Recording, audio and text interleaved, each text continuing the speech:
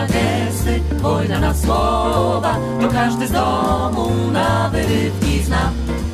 Codziennie od nowa, łubu, du, bum, bum, ruch, wybucha nowa wojna domowa, o byle co się robi ruch.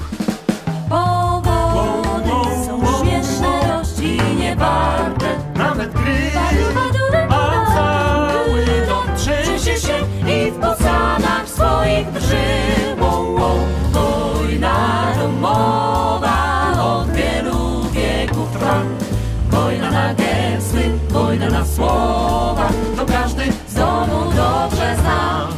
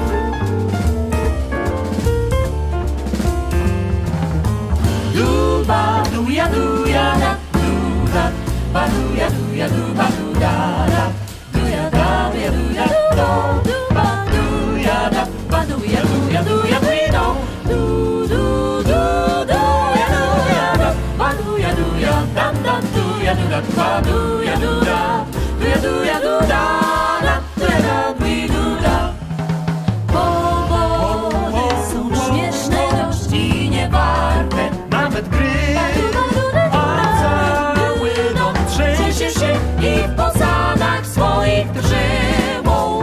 Wojna domowa od wielu wieków trwa.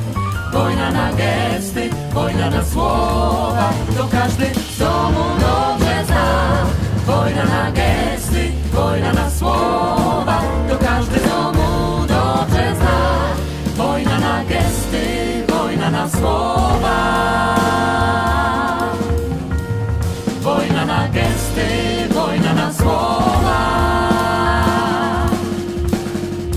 Wojna na gesty, wojna na słowa.